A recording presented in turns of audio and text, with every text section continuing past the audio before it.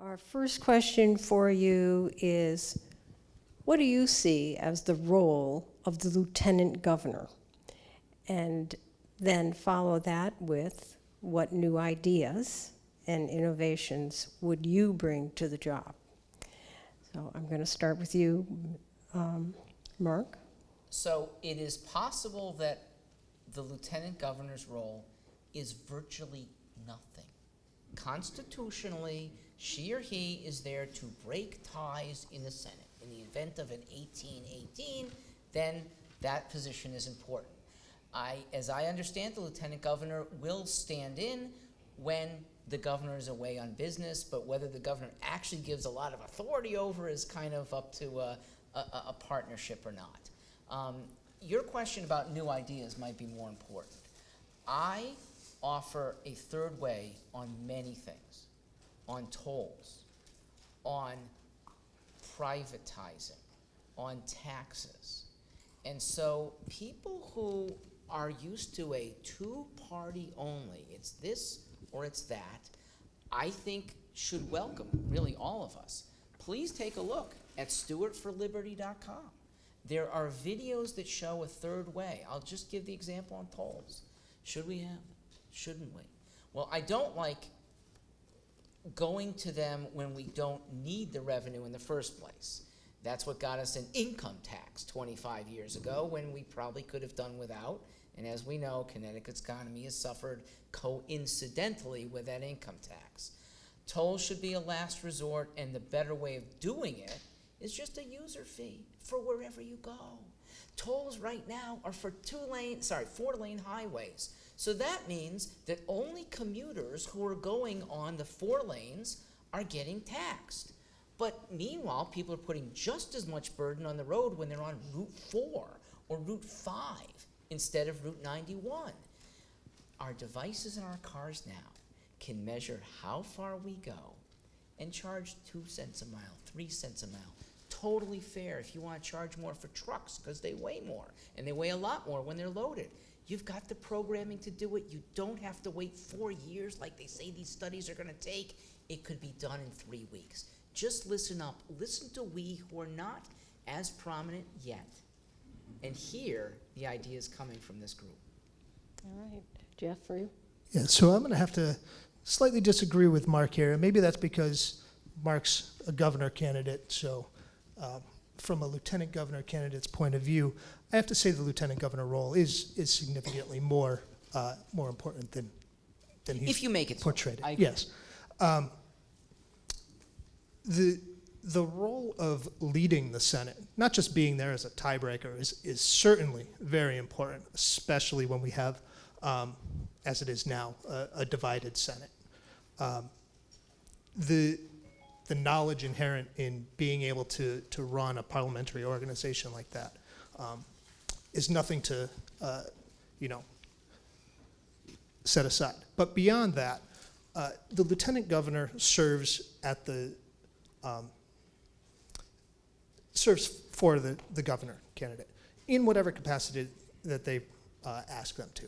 And I know that Rod, who I'm running with, is very well versed in my skills as an entrepreneur, as a business leader, and can utilize me in the best way possible to make sure that our administration is run efficiently and organized. Okay. Monty. Thank you. I would have to disagree with Mark on one aspect. Mark said that we are not well known yet. If you saw the debates from last week, which Oz and I both were in, both the lieutenant governor's debate and the governor's debate, we won both of those debates. And our message is being driven to voters throughout the state. Our social media is up. Our visibility is up. Our TV ads are up. We're going to win this election. And the reason is because Oz and I are running as a true partnership designed for the people of Connecticut. The people are going to have a voice in our administration. Now, when I got into this election, I got a call from Oz's team saying Oz would like you to talk to him about being his running mate. And the concept of a Democrat, because I was a Democrat my whole life, running with a prominent Republican was something that immediately grabbed my attention, because we are doing the work that all of you want us to do. We are having the discussions. We are bringing people together. We are having the collaborative efforts that all of you want to see to get rid of the partisan bickering. You know, I like to tell a story. I just, and I told this to Oz when I agreed to be his running mate. I just finished Joe Biden's book. And Joe Biden was asked to be vice president by President Obama, who I've met on a number of occasions, and I've been to the White House. And he said, I'm not going to do that. And Obama begged him. He said, go talk to your family. And he went and he talked to his family. And his family said, you have to do this. So he went back to President Obama and said, I'm going to do this, but here's the condition. I want to be the last guy in the room when all major decisions are made. And that's really the partnership that Oz and I have developed. It's a partnership based on ideas, based on experience, based on the different skill sets that we both bring to the table. It's a partnership that's going to make the lieutenant governor's job significantly more important. We've already talked about task force that I will chair, including working with veterans, working on the opioid crisis, and working to reduce gun violence. That's going to fall squarely within the lieutenant governor's office, and I expect the full backing of the governor's office on all of those issues. It's a significantly different paradigm. We're going to shift it in a way that will move Connecticut forward and restore us to preeminence. Okay. One thing I'd like to invite with our audience, if you have a question at the end of each of their presentations on a question, I invite you to raise your hand and you can become part of the conversation. So I'm just giving you a warning for the rest of the evening. If anybody has a question he or she would like to ask about the role and the response here, we welcome it on the Lieutenant Governor role. Otherwise, I'm going to move on to the next question and be prepared. Okay, we have one question and we need to bring a microphone. So from what I understand, the Lieutenant Governor in your mind doesn't matter. No, I was talking about constitutionally. Okay, well, Constitutionally. It does matter. It's huge if the governor Let him is finish his question. out of the picture. I like it. I'm going with that. So what I'm saying is, would you guys be open to doing something that would be having a unicameral type of government where you can just kind of negate the whole role and just have a more efficient style of government, or no? Because you said basically it's a tiebreaker, a program manager, more or less, whatever, opioid crisis leader kind of thing, whatever. But if you have a unicameral government, you wouldn't need a tiebreaker. Start with you, Monty. I think look, we can talk about all different types of governments, and I'm not sure to what end. This is the government we have, and we have a system that is clearly broken. As lieutenant governor, having a Senate that is split gives lieutenant governor a significant amount of authority and power. And so the question is, who do you want to be breaking that tie? Do you want Joe Markley, who has voted against bills dealing with climate change, who was single vote against yes means yes, the single vote against the pay equity bill, voted against the surcharge on crumbling foundations, and is seriously pursuing a very right-wing agenda? Do you want Susan Beisowitz, who was part of the legislature that for years voted on budgets that underfunded the pension liabilities? Or do you want someone like me, who's going to team up with Oz Griebel, who is the smartest guy in the race, has the most integrity and the most honesty, and is a straight shooter out of any of the candidates in the race, who has significant experience in Connecticut, working as a business leader, working as chairman of the board of the CBIA, as on the board of nonprofits. There's a significant difference, because when there is a tie, we will bring together the best and the brightest. We will have a team effort to decide which way we're going to go. And it's not going to be about politics or which party is making the suggestion. It's going to be about what is in the best interest of the state of Connecticut and its residents. Thank you. It's left open specifically to allow the governor and the lieutenant governor to work in a partnership, as Monty said, to best bring the governor's vision to bear, right? So the lieutenant governor is the chief of that effort in the administration. As a unicameral style of government, to even maybe just be open to it, just to cut a lot of administrative costs or whatever, but sorry. I can address unicameral in this way. It's Plan B. Plan B is I don't get elected governor. But one of us gets at least 15% of the vote. Now look what happens in legislature with that. For the first time, independents have to be looked to for the big parties to make legislation or break legislation. If 15% take a candidate from out of nowhere and say, we like his ideas, losing with 15%. The next 4 years, sir, there's going to be a split house of Republican and Democrat that have to come to us. That means they have to take into account the Greens. They have to take into account the Libertarians. They have to take into account other independents who are going to finally get a decent percentage of the vote. That's a good Plan B to have. Thank you very much. Mark, I plan to get a lot more than 15%. Well, good for The you. number's closer to 40. All right, so then my next question for you concerns Hartford specifically. As you all know, Hartford is in financial crisis. Hartford's mill rate is the highest in the state at 74.29. It is mostly due to the fact that 50% of its property tax is non-taxable. Property in the city is non-taxable. Hartford is also home to most of the social services and nonprofit organizations serving the residents, not just of Hartford, but of Greater Hartford. This results in a disproportionate strain on Hartford with regard to taxes and quality of life. Some support a regionalized approach to sharing these costs. Others suggest reducing non-taxable property in the city. Still others propose fully funding the promised intent of the state's payment in lieu of taxes, known as pilot. So my question to you is, what would you propose or what do you support?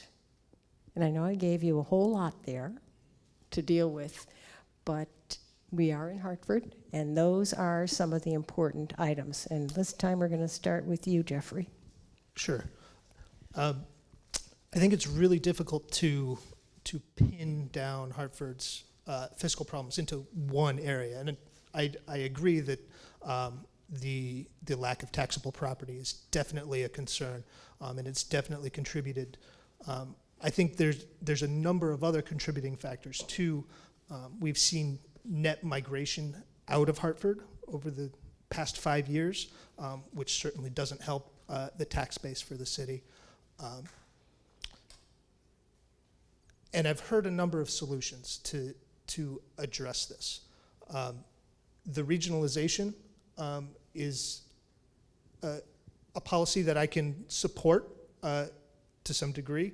It allows for more efficiency in administration. It does require less local control, unfortunately. But there are a number of options that can be approached there. All right, thank you. Mark, would you like to go next? Sure. Hartford Democrats especially need to respect something that's gotten too little respect in urban environments. It's called the free market. Free market means fair prices. And what Hartford's getting in the pilot program is incredibly unfair because those state properties are only contributing 45% of what the city should be getting. Sell them. I'm a fan of less government in the first place. But if you're not going to sell them, I do believe that cities should get 100% of fair market value in the property taxes. Now, here's how citizens get worked over because of this property tax. You in Hartford who have cars have that huge mill rate on your cars too. You might not own a home.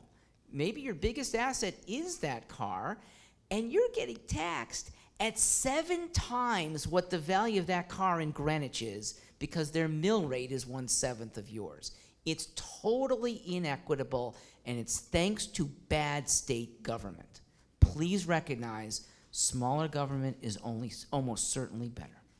Okay, Monty? Thank you. And if you go on our website, osforgovct.com, pull down our plan, we've got an extensive program about how to turn Hartford around. And it's not going to be by bailouts, it's going to be with serious structural reform. Our mill rate is extremely high in Hartford, and so we need to reduce that, and we also need to find a funding source to reduce the pension liability. So this is our proposal. And Oz and I developed this over time, given our expertise and experiences. The first thing we do is we take the state-owned assets in Hartford, putting aside the Supreme Court, putting aside the LOB and the Capitol, and we sell them. And the office buildings that we need, we lease back. By doing that, by securitizing those assets, we are creating a pool of money that we can then contribute to the unfunded pension obligations and start driving that down. At the same time, we will drive down the mill rate. The only way we're going to get unsubsidized in private investment in Hartford is if we drive down the mill rate. And so you accomplish two things by engaging and going down that road. That's the first step. The second thing is we've got to seriously take a look at the opportunity gap in Hartford, address income inequality, address housing affordability, have real transit-oriented development. And when you put that whole package together, it will start driving Hartford forward without the need for further bailouts. It will bring students and millennials into our city because there'll be jobs and affordable housing and a vibrant place where people want to live, to work, and to raise a family. Okay. Any further response from either of you?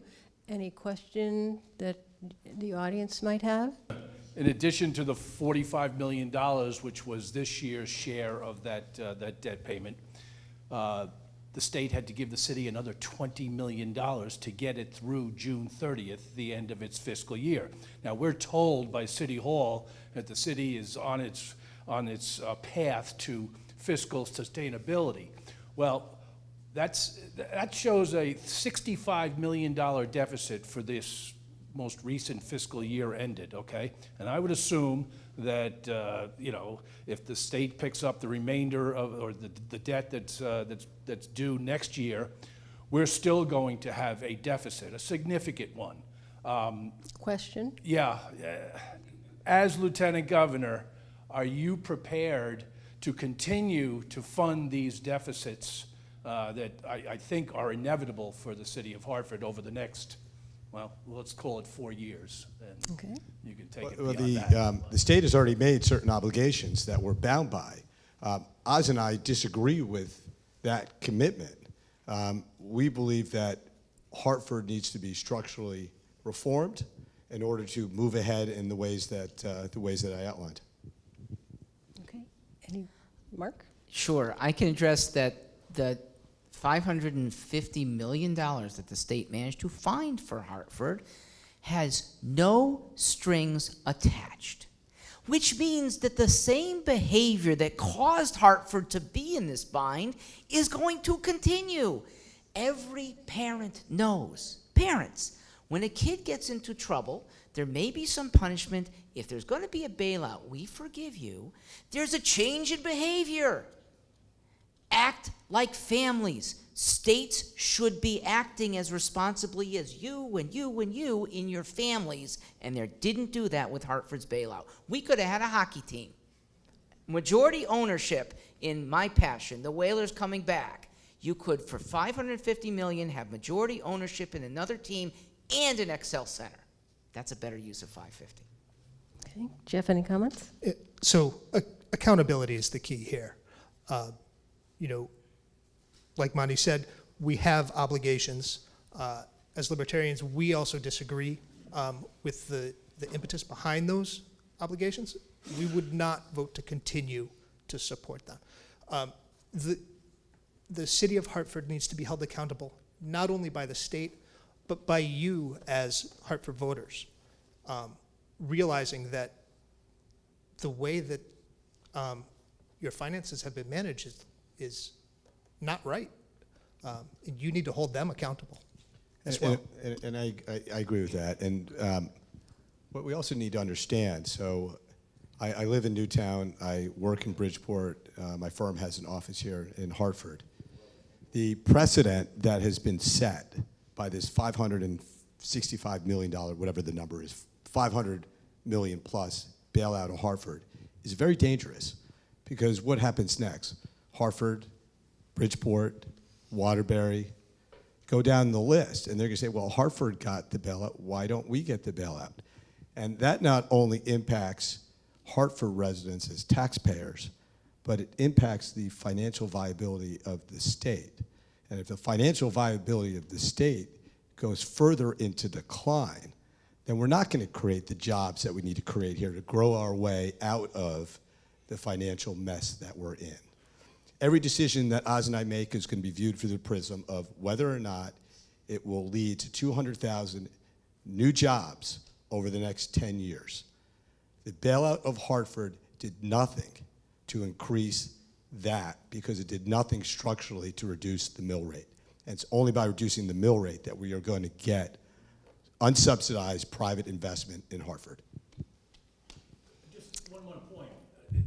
The $20 million was not an obligation, okay? That was an extra gift from the state. My point is, next year, if there's another $20 million deficit, is the state going to continue to fund those deficits, or is it going to allow the city of Hartford to seek other options? Like Not with me in bankruptcy? power. Pardon me? Not with me in power. And not with a General Assembly that actually reads bills. Do you remember when the General Assembly finally approved that? And the Republicans in the General Assembly, they were amazed. You mean we actually voted for this? Well, yeah, because you're in a system where you don't read bills, you don't pay attention to item after item after item, and who does that hurt? Your wallet. You need a General Assembly that's responsible. All three of us here would argue for a responsible General Assembly from any party, and that's one reason why I am in this race. Get a better General Assembly. That's even more important than a good governor. Okay. Anyone else? All set. Okay, so a lot of talk, budget, taxes, we hear it over and over again. So I'm going to go to a different area just to change the atmosphere a little bit. In a state facing so many challenges, what role do you think arts and culture play in Connecticut? What actions, if any, would you take regarding support of the arts? So, pro or con? You'd like to start? Anyone else? Sure. Happy to start. So I live in Sandy Hook. I represent the town. The day of this Sandy Hook shooting was by far the worst day of my life. Having to explain to my 11-year-old daughter that her third grade teacher had been murdered is a conversation that no parent should ever have. It's a conversation that was happening all over Newtown, and unfortunately I think happens way too often in places like Hartford and Bridgeport, and less so now in New Haven due to some good work that's been done. My daughter is a very accomplished ballet dancer. She went to her room, put her head under the pillow, came downstairs about 20 minutes later with her dance bag and said, "Dad, take me to dance." And that community wrapped their arms around my daughter and really got her through an horrific period of time in our life. And I saw what arts did and culture has done to help heal Newtown. My daughter now dances at the Nutmeg Conservatory in Torrington, which is part of the Warner Theater, right next door to the Warner Theater. And I've been to arts and cultural hubs throughout our state. They are economic drivers. They are providing education. They are providing opportunities for our kids that is second to none. And so we think that, Oz and I, and it's in our plan, that arts and cultural and tourism have to be a major component of what is in what is going to drive Connecticut back to preeminence. So we would absolutely support the arts and tourism and culture and make it a major investment priority of our administration. Okay, Jeffrey? I also agree that arts and culture are hugely important in our state. My son is an actor. He's a theater actor. Occasionally does work down in New York. So very similarly, my family is very involved in a lot of performance, music, theater. I myself volunteer once every 6 weeks to help produce community theater down on the shoreline. My background in audio production and sound allows me to help out our local community and make sure that the kids in that community have access to talented professionals so that they can learn so that they can learn and pursue their passions. Mark? So arts has gotten a short shrift in part because schools at the school kid level don't have the money anymore to fund arts as much as they should. So there's not as much family support for the activities that their kids have. I'd like to see schools that are less streamlined on things that, for God's sake, why do you need 4 years of geometry? Why is there such over and over rote stuff when some kids will flourish in the arts or in sports?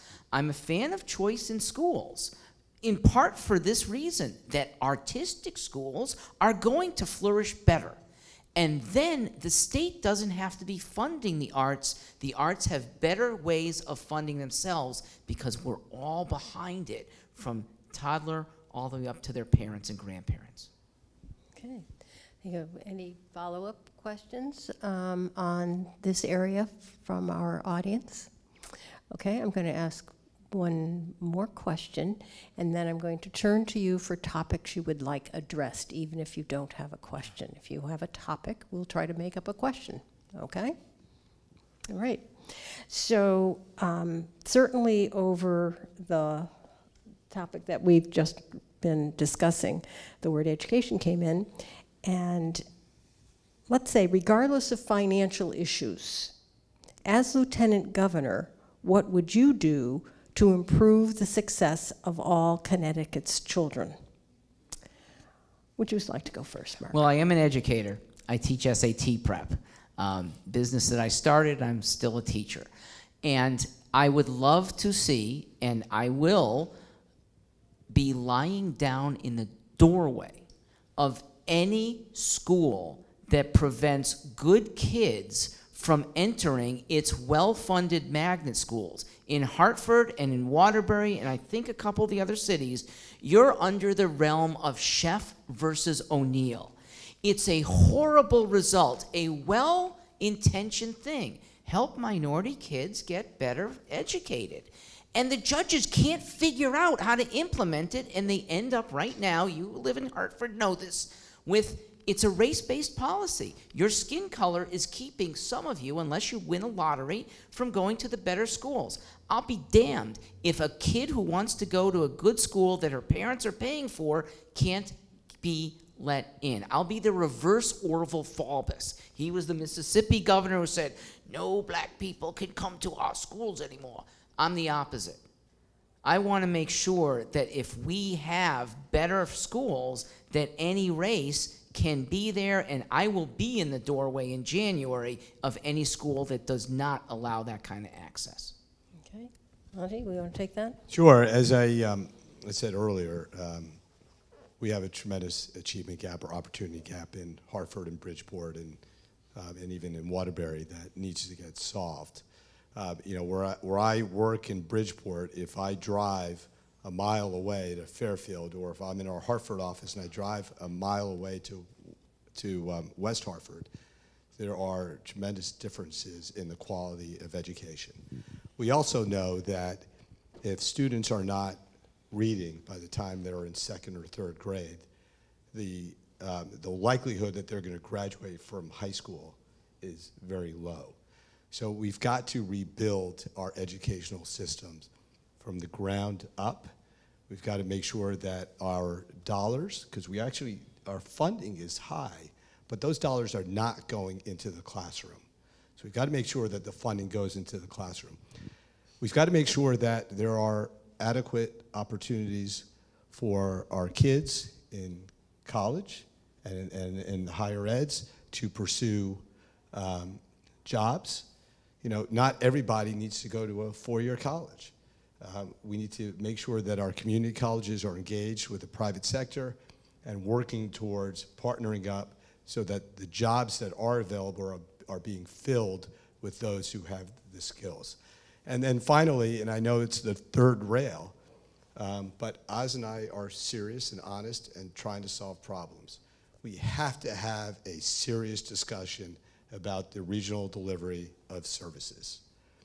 And that's going to be an effort that we are going to continue to drive, because right now we have 169 towns, we have 162 school systems, and we need to start breaking down the walls and working together through the COGS and other efforts to make sure that there's adequate funding for every child to have an opportunity to succeed.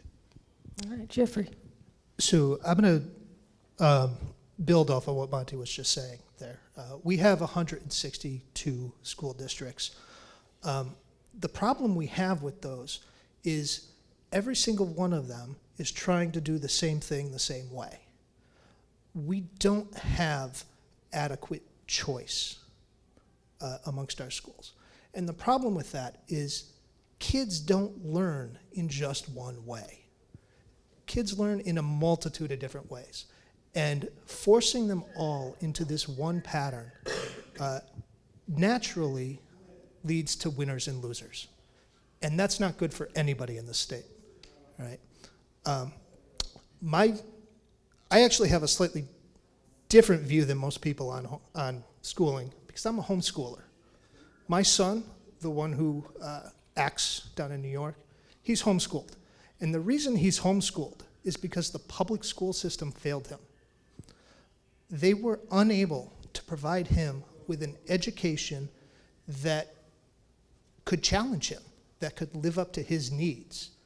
And it wasn't without trying. We spent 3 years in the public school system with him being labeled as a troublemaker, when really he was just bored because he wasn't being challenged by the way in which our school system worked, right? Since then, he's flourished significantly. And there are tons of other kids just like him around the state who are in the same position, but maybe their families don't have the resources or the ability to move into a homeschool or a charter school or a private school. Because of that, we need to institute real school choice. The fact that where you are schooled is determined by your address is absurd. Just because you live on one street doesn't mean you have to get the education in the form that your school provides. You should be able to get the education that is tailored to the way in which you can learn best. And I think if we start to move towards real school choice, expand inter and intra-district choice, we can get there. We can allow schools to compete with each other and become more efficient that way as well. All right, very good. Any follow-up from our audience? On the education question, or just any question in general? If there's nobody with education, you may go to a new question. Yes, because it's the audience's turn. I want to just go back to what you guys were talking a little bit about, the economic state of Connecticut and Hartford and everything. The first thing I would say is that it's not good here in the state of Connecticut for economics. I was watching a Republican governor thing a couple days, a couple months back, and they were breaking stat after stat after stat, including 20 years of terrible job growth here in the state of Connecticut. That's my question. what are your strategies for bringing jobs to the state of Connecticut, which will lift all boats? Okay, strategies for jobs. Mark, you want to start? I have two, because I don't think anyone can promise to land big new companies. Bob and Ned try to say that, oh, my expertise, my contacts. You can't trust that. Here's what a policy will do. When you do have better schooling, and I agree with Jeff that choice in schools is a very good thing. Connecticut's already pretty good in its public schools, and its private schools are great. Let's throttle up. Just press this and have better schools here. Better schools come because of free market choice, and other families will come from out of state. You probably all know some people who came to Connecticut because the schooling for their kids here would be better. So with it, the economy gets helped. By a little bit, their kids need haircuts and clothes, and they need to do different services. That lifts an economy right there. And my other major policy, I'm pretty certain that companies would come here when their employees, especially at the high level, the CEOs who make a lot of money, see zero income tax. Zero. And here Bob Stefanowski is right. We can get away with a zero income tax. We had that up until 1991. I want to do it not in 8 years, but in 3. Ask me how afterwards. It is realistic, and with that, Connecticut becomes a beacon to both companies and private individuals who want to take advantage of lower taxes. Okay, Jeffrey, any strategies? So I don't think it's any big revelation that in order to create jobs, we need companies here. We need to reverse the trend of companies leaving our state. There are a number of reasons why companies would come here. And the key among those is stability. We don't have stability in our fiscal policies right now. We're spiraling, and no company wants to enter a state like that. So we're not going to attract anybody. So we need to get our fiscal house in order as step number one. Second, right now we are less competitive than every state around us in terms of corporate tax. There's no reason for anybody to come here when they could be just over the border. Connecticut's not that big a state. So, in terms of location, they could be in New York or Massachusetts and still be paying less tax. Okay. Monty?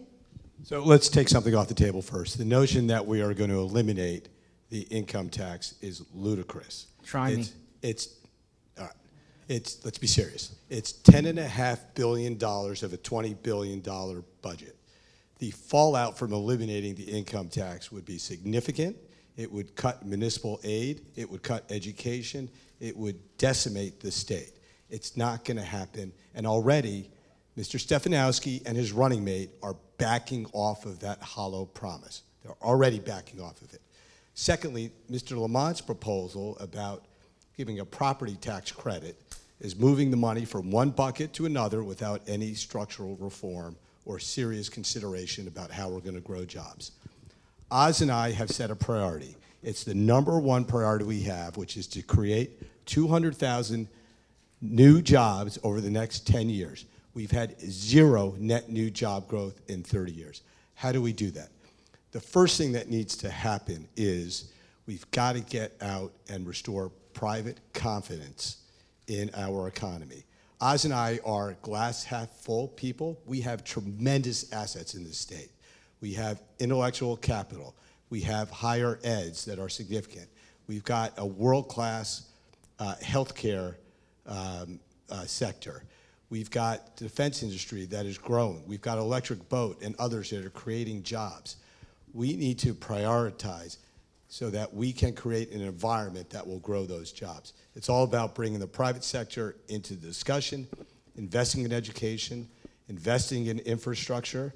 Fairfield County is growing, but we have the 3rd worst congested infrastructure system in the country. It's time that we start prioritizing how we're going to improve our state in ways that will create jobs. We can do this if we all come together, we cut out the partisan nonsense, the bickering, and we move together as a state in order to do what needs to be done. Every decision we make is going to be viewed through the prism of, will it help us create 200,000 net new jobs over the next 10 years? If we create 200,000 net new jobs over the next 10 years, we have more taxpayers, we have more people going to restaurants, we have more people spending money in the states, and then we can start reducing the income tax to where it was when it came in 1991 to 4.5%. Mark, you look like you want to say I something would, more. because on the Fairfield County thing, we can improve their transportation without spending state money. Now, don't call it ludicrous. We have a Merritt Parkway that has a right-of-way just south of it. Next time you travel there, you'll probably be going slowly because of traffic, but take a look. There's no buildings in the way of what could be 6 lanes, 8 more lanes to speed traffic and help everyone commuting in Fairfield County. So how does this would-be governor fund it without the state? Any ideas? Federal transportation. Not even the feds. Private, there you go, you win a puck. Sir, private investors will see the profit-making potential for getting people to save time. All of these transportation proposals are about time. Time is money. So maybe it costs $20 billion. Investors can build a highway that people are happy to pay $10 or $15 to save them 30 minutes into New York and save them 30 minutes back. When you make $80 an hour, that's the average salary of a Connecticut person going to New York. Of course you'll pay $10. You'll be gleeful about being able to pave the way, and investors make money without the state paying for it. It's not magic. It's just old-fashioned using private enterprise instead of government. Okay. Anyone else? Okay. So I have to disagree with Monty on the income tax issue. It's definitely a contentious issue. The problem that we have in the state is not a revenue issue. The problem we have is a spending issue. We spend way too much money, and we spend it inefficiently.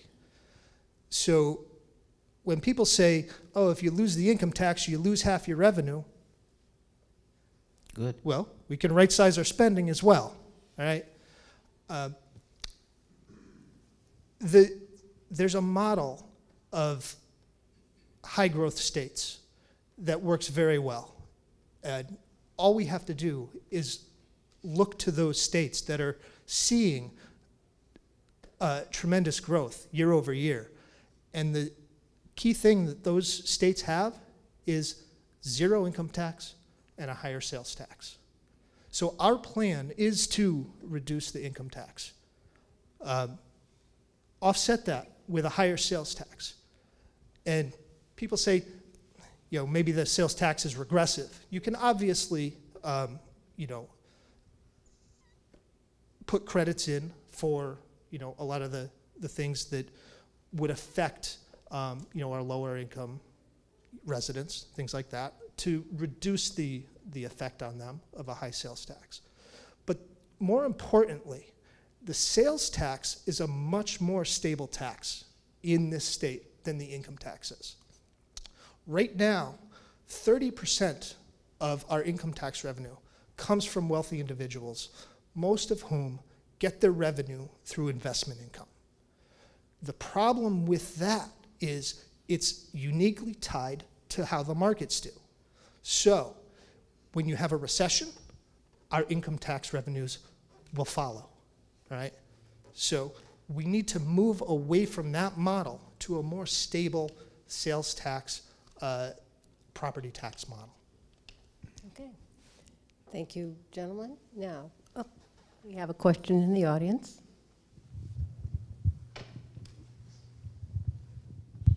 Yeah, over the last years, we've seen debt service as a proportion of Connecticut state budget going 11, 12, 13, I don't know what it's going to be this year, 14 perhaps. I was talking to an appropriations co-chair who told me that if you look out 2025 and beyond, if the state actually pays unfunded liabilities, you could see debt service going easily 25% and above. Otherwise, of all the tax dollars we pay, 25% will be going toward debt service and getting us no service. It's my contention, and this is my question to you gentlemen, is that debt, both federal, state, city debt, is quite deliberate. And it is a planned calculation by people in office and those that support them to transfer wealth from the middle class to the very top. Interest payments that people receiving from the debt service are going overwhelmingly to a very small proportion of the population. And also, when you look at bonds, the benefit for not having to pay taxes, the interest-free aspect of bonds is, while maybe a large number of people, the actual total dollar benefit is going to relatively very small percent. So why, Question? gentlemen, do we have debt when debt serves to transfer wealth from the middle class to the very top? Okay. I'll happily answer that. It is immoral to transfer, I'm not going to say between classes, but between generations. When you have younger people being forced to pay for the lovely things that this generation wants and won't pay for itself, it's immoral. And Tom, you're absolutely right that debt does nothing. I want to help homeless people. I want to clean up the environment. I want to build more infrastructure. And debt doesn't do any of those things. And therefore, I would be whittling down the debt. That $2.6 billion, I suggest, also have my 3-and-out plan that we get rid of that debt. We commit to getting rid of that. When that's extinguished, we get to do more with our tax dollars. Anyone else? No. Okay. A topic you would like addressed? Yes, we have a person right here. Hi, I really appreciate the three of you coming, and this is great. This is democracy in action. Cozy. It's awesome, and I love independent thinkers too, so it's good.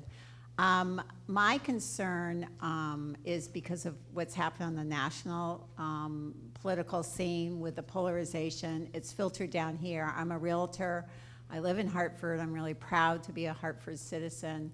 But the comments people make about Hartford that I know are racist and classist are just heartbreaking. And then when I look around the state, and you talked about it a little with the education, you know, how we're all in our towns, I do feel a lieutenant governor could bring people together more. We desperately have to come together. We are really, I just can't believe some of the comments people make about things, whether it's, you know, against the union workers and feeling like they're getting more, or one town feels like they're not getting something, and, you know, the kind of the despair, the neediness, you know, everybody needs, like, you know, hugs all the time or something. I mean, we're really in an anxious, angry, very angry place. It's, I see, really hurting our state. So my question to you is, you know, I do think as a lieutenant governor, I mean, Nancy Wyman did do, you know, a lot of good that way, that you could bring towns together and bring legislators together that have been, you know, just appalling the way they've gone after each other. So that's your basically would like to know how can they you would inspire do it. and- How would they inspire bringing people together? People bringing, crossing we've the got to aisle. understand each other better. The towns and the cities have to get a better idea about each other, and that we all have some of the same problems. We're not separate as much as Thank you you. know, people think. As our plan is Monty? entitled, we're all in this together. It's why I'm running with Oz Griebel, former Democrat, former Republican, working together to bring the issues that are important to the people of Connecticut to the forefront.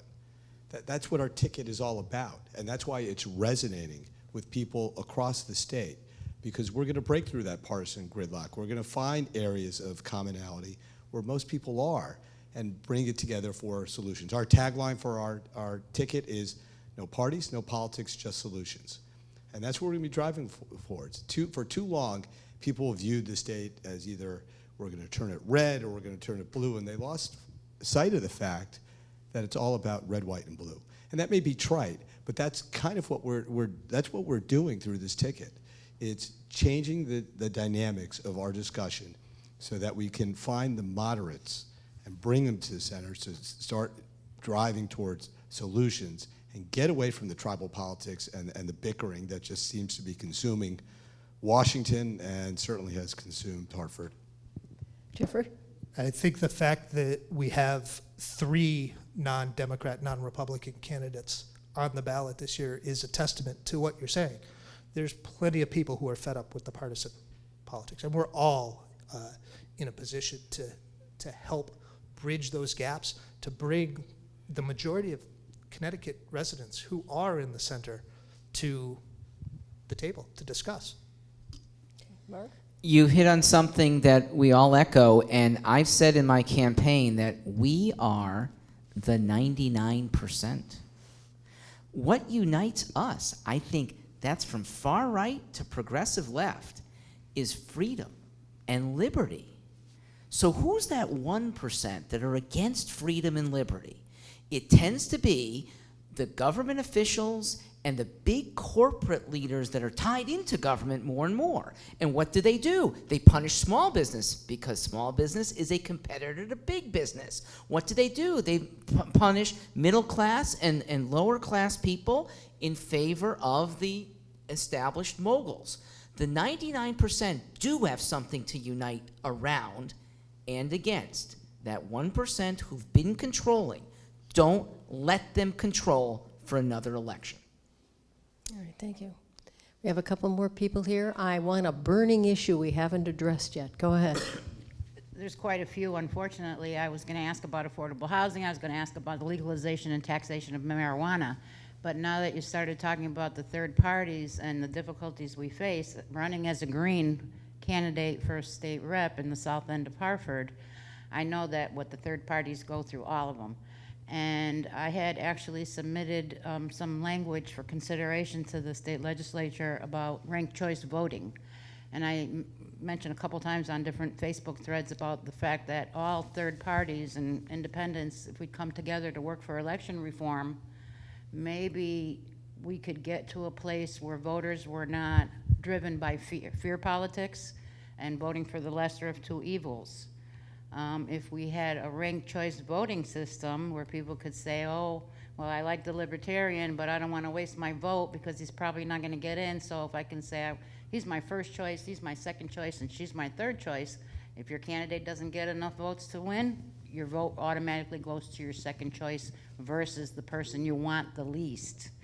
So maybe that's something that you could speak about a little bit, since I'm not going to ask you about affordable housing or legalization of marijuana. Like that one. I'm happy to address either of those issues, but I do favor ranked choice voting.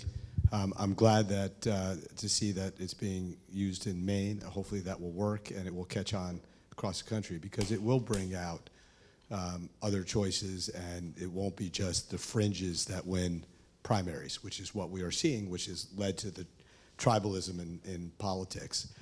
The one thing I would say is, when Oz and I are going across the state, particularly after the debates last week, particularly after having put our TV and radio ads out, development of social media, we're getting less and less of, I'm voting for the lesser of two evils. And what we are asking people to do is make a pledge and talk to their neighbors. And the pledge is, I am going to vote for the most qualified person who can lead our state and restore it to preeminence. I'm going to vote for the candidate who is candid, honest, and straightforward with the voters. And I'm not going to settle for second best. I'm not going to settle for the lesser of two evils. And that's the pledge that people are making throughout the state. It's working. We're going to win this election. Thank you. Anyone else?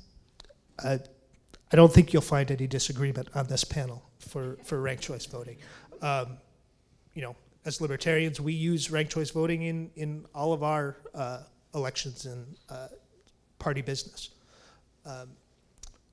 We like to say that the only wasted vote is a vote that you cast out of fear, right? And implementing a ranked choice voting system would definitely reduce that. And you could definitely bring a lot of the population that doesn't vote currently out. Because when you stop voting out of fear and you start voting out of hope, a lot of good things can happen. Okay. Mark? I do like ranked choice voting. I don't think we have evils to worry about. Ned is not evil. Bob is not evil. Our state will survive either of them. But our state will survive better with an Oz, a Rod, or a Mark. The reason that we are kept in a two-party binary is that fear. And if we just think for ourselves, who's the best candidate out there, we finally change that two-party system away from it. So ranked choice voting helps. I have a special message for younger people. Do not sit this out. Young people won the right to vote in the late 1960s at age 18 to 21, but they used that right the least. Politicians pay attention to old people because people in their 80s and 90s, they have nothing better to do. They listen to talk radio, they read newspapers, they vote. No wonder people in the legislature shower benefits on them, the more reliable voting bloc. Young people have a chance to make such a difference here in Connecticut and maybe even set off a wave nationally. Stewart for Liberty is about a national wave that really could start here, where for the first time, independents show their strength. Help us all out. Thank you, Mark. We're going to tie this up now. And Monty, I'm going to give you the chance, because I know you have another engagement, to say a final word in a minute. Any burning topic that we haven't touched upon that you wanted to let us know about? I think we just made our closing statements. So again, please make that pledge and talk to your neighbors and talk to your family and ask them to make the pledge. Go to our website, ozforgovct.com. Look at our 83-point plan. We're all in this together. We're the only ticket that has a serious plan to turn the state around. We are gaining significant momentum. We're going to win, and the reason we're going to win is because all of you have made a pledge for a better future for our children. Thank you. Okay, Jeffrey, a final word? Well, I'd encourage you to check out rodforctgov.com and see Rod's plan for his vision of the state. We're looking to create a more entrepreneurial government, and any way that we can do that. Thank you. My final is really a question for you. Raise your hand if you actually watched either the first two debates that did not include Oz. How many are in that category? Okay. Did you Oz hear? was in the first debate. It was just the next two. Okay, correct. Okay, so did you see more here today, hear more of substance than in those two without Oz combined? Oz did crush it, okay? Connecticut deserves to hear more, and you could take away from this letters to the editor, wherever you can blog and extend, that there are 3 other thinkers before you that will be on the ballot, and they deserve even more consideration. I say more because you know what Bob's going to say, okay? He said it over and over and over. Cut taxes. Okay. You know pretty much where Ned stands. You haven't heard enough of the other candidates. It's time that changes. Gentlemen, thank you very much. Thank you very much. An enlightening evening. Thank you. Thank you. So.